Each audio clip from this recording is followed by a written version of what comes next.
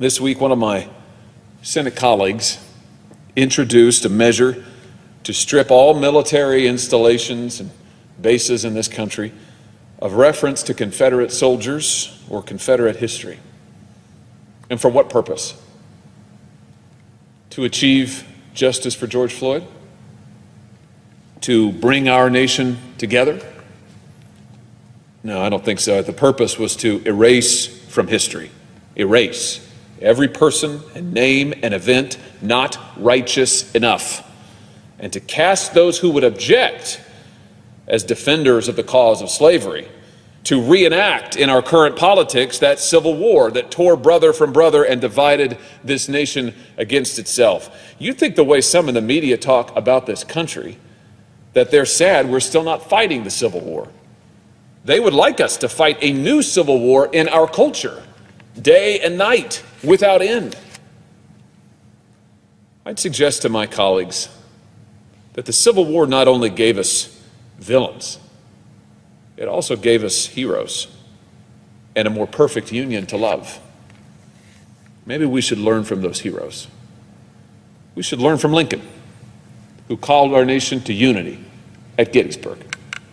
It is for the living, he told us, to be dedicated here to the unfinished work which they who fought here have thus far so nobly advanced, to be here dedicated to the great task remaining before us, that from these honored dead we take increased devotion to that cause for which they here gave the last full measure of devotion, that we here highly resolve that these dead shall not have died in vain, that this nation, under God, shall have a new birth of freedom, and that the government of the people, by the people, and for the people shall not perish from the earth. If you visit Gettysburg, you'll find monuments to the dead of free states and slave states alike.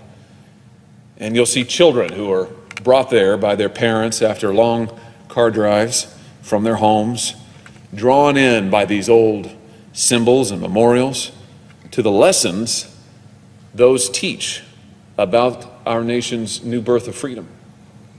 The Americans who visit these hallowed grounds all across our country want to know why this nation fought a war against itself, why brothers could not live in one flag, under one flag together.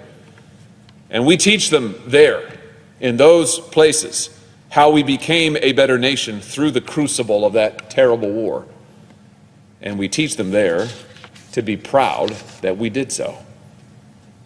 That hard-fought pride in the shared struggle that unites us is now fading. That story is being erased. A nation united in the cause of justice is dividing, and we are increasingly at war with ourselves. Mr. President, this cannot continue. This great nation and its good people cannot continue our life of freedom together if we vilify and destroy each other from within. Now, before we vote on this floor on the National Defense Authorization Act, I will offer an amendment to undo this effort at historical revisionism. I will offer it not to celebrate the cause of the Confederacy, but to embrace the cause of union, our union, shared together as Americans.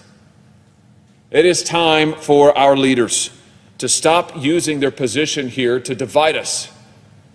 Let us work together instead to build on the history and the responsibility that we share as Americans to continue that unfinished work of this nation that we call home.